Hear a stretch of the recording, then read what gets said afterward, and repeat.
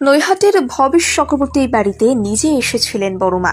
2012 সালে কোন অলৌকিক ঘটনা ঘটেছিল জানেন? ভবেশ চক্রবর্তীর বৌমার চোখে যে কারণে আজও জল আসে। বড়মার কোন রূপ দেখেছিল চক্রবর্তী পরিবার, যা আজও ভোলার নয়। বলা হয় ধর্ম যার যার, নৈহাটির বড়মা সবার। হাজার মানুষের প্রার্থনায় সাড়া দেন মা। 100 বছরে এবারে কোন চমক! নৈহাটির মানুষ বিপদে বড়মার কাছেই ছুটে যান। 400 লোক মন্দিরে রোজ কাজ করে কোনো বেতন ছাড়াই। নৈহাটির মানুষের কাছে বড়মা যেন আশ্রয়। তবে অন্যান্য বারের তুলনায় এবার বড়মার পুজো একটু বেশি বিশেষ, কারণ এবছর শতবর্ষে বড়মা। ভবেশ চক্রবর্তীর বাড়িতে বড়মা এক অলৌকিক কাণ্ড ঘটিয়েছিলেন। ভবেশ চক্রবর্তীর বাড়িতে লাল পাড় শাড়ি পরে এসেছিলেন বড়মা। চোখ লাল, মাথায় জটা।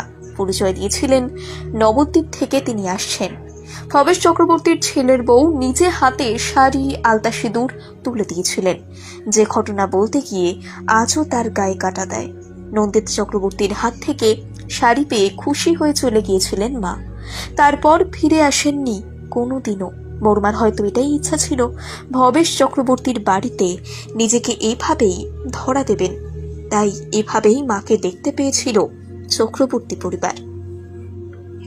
এবছর বড়মার পুজোয় 100 বছর। বড়মার পুজোর সামনের রাস্তা ভরাট করে দেওয়া হয়েছে আলপনা। নতুন সাজে বড়মাকে দর্শন করবেন ভক্তরা। বড়মার পুজোর সাথে কিভাবে জড়িয়ে ভবেশ চক্রবর্তীর পরিবার?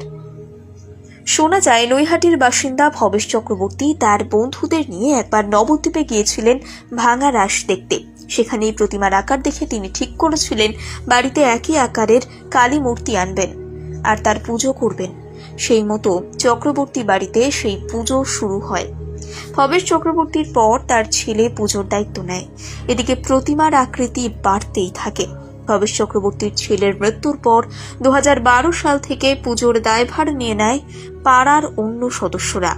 তারাই এখনো নিষ্ঠা ভরে মায়ের পুজো করে আসছে।